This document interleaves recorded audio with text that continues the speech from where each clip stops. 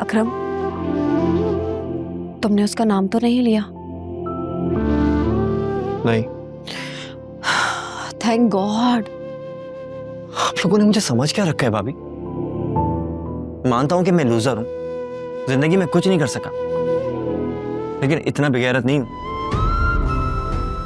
कि उसका नाम लेता फिरूं, उसको बदनाम करूं। और वैसे भी अब तो उसका रिश्ता पक्का हो गया है ना, शादी करके न्यूजीलैंड चले जाएगी। मुझ जैसे लूजर से शादी करके उसको क्या ही मिल जाता। प्लीज मायूसी की बातें मत करो। इंसान अगर जिंदगी में गलत फैसले करता है तो उसकी कीमत भी चुकानी पड़ती है, और शायद यही तुम दोनों के लिए बेहतर हो। रात में मैं तुमसे यही बात करने आई थी, लेकिन तुम अपने फोन पर बिजी थे। ओह, तो आप थी? मैं उस वक्त फिजा से ही बात कर रहा था। मुझे लगा शायद किसी ने हमारी बात सुन ली है। छुप छुप कर दूसरों की बातें सुनने की आदत नहीं है मुझ में। मुझे पता है आप किसकी बात कर रही हैं। देखो अकरम, किसी के आने या जाने से लाइफ नहीं रुकती। गिरकर उठना, उठकर चलना और फिर दौड़ना, यही तो जिंदगी है। तुम्हारे आगे तो पूरी लाइफ है। फिर से शुरू करो।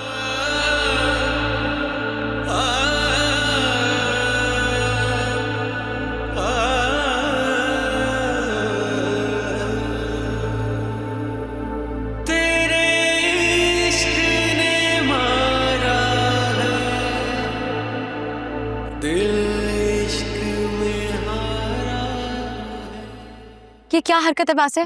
कौन सी हरकत? तो मुझे बगैर बताए, बगैर कुछ खाना खाए तुम ऐसे ही घर से चले गए। मुझे ना कोई कॉल किया, ना मैसेज किया, और कल से मुझे कह रहे हो किसी मीटिंग में बिजी हो। ऐसा भी मम्मी ने क्या कह दिया कि तुम मुझसे बात ही नहीं कर रहे हो? ये तो तुम अपनी मम्मी से पूछो ना। मैं तुमसे पूछ रही हूँ, तुम मुझे बताओ कि क्या बात है। उन्होंने फिर से वही बात की है।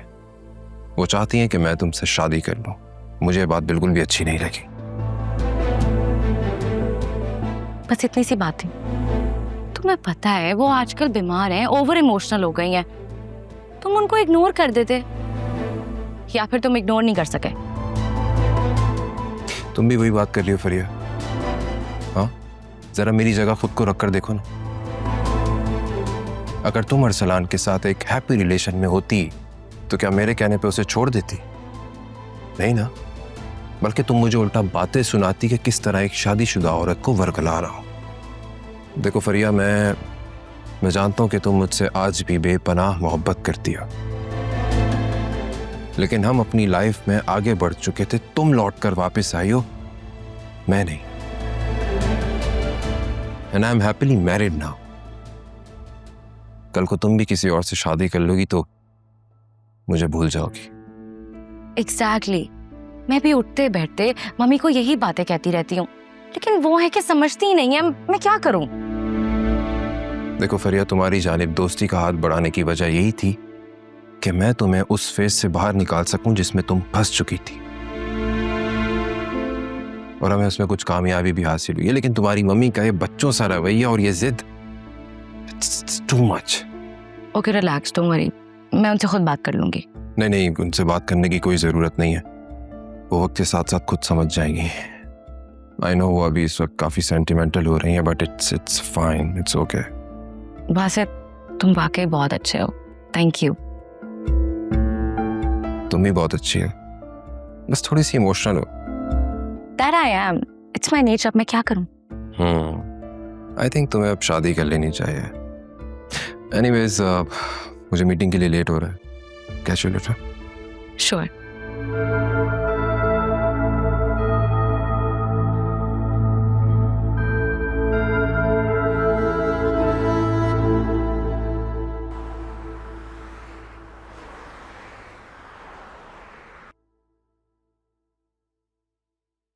तुम्हारे वालिदैन कहाँ हैं?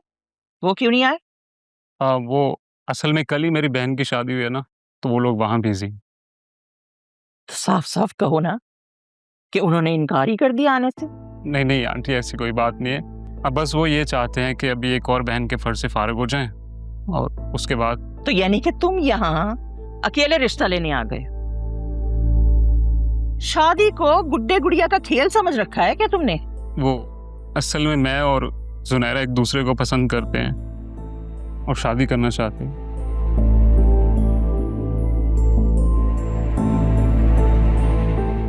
पसंद करना कोई बुरी बात नहीं है, लेकिन कोई तरीका होता है। हमें जुनैरा ने बताया था कि तुम अपने वालिदैन के साथ आओगी, और बेटा तुम इस तरह खुद अकेले आ गए जैसे किसी दोस्त के घर इंसान जाता है मिलने।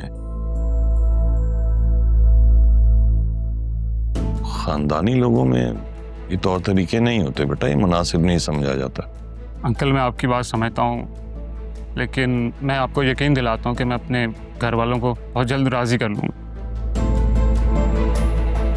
चलो ठीक है, मान लेते हैं कि तुम्हारे घर वाले अभी तुम्हारी बात मान लेते हैं, लेकिन तुम तो फिर वापस जर्मनी चले जाओगे और 2 या 3 साल के बाद वापस आओगे, और उस वक्त फिर दोबारा उन्होंने कोई प्रॉब्लम की या ना माने, फिर क्या करोगे? और इस बात की क्या गारंटी है कि वहां सेटल होने के लिए तुम किसी नेशनैलिटी होल्डर से वहां शादी नहीं कर लोगे? वैसे भी खुद स्टूडेंट वीजे पे हो, कल कला को अगर तुम्हें वहां वर्क परमिट ना मिला फिर क्या करोगे?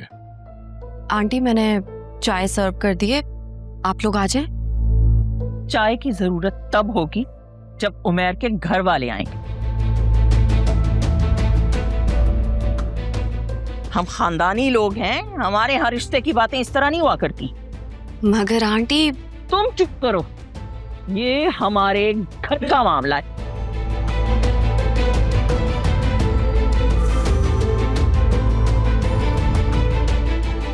और ये सब कुछ तुम्हारा ही तो किया था रे। तुमने ही तो उसे उल्टी सीधी पटियां पढ़ाई जिसका नतीजा हम देख रहे हैं। हयात, आप उठे, मेरे साथ चलें, हमें डॉक्टर के पास जाना था और वैसे भी काफी देर हो गई है। हाँ इतना वक्त जाया कर दिया।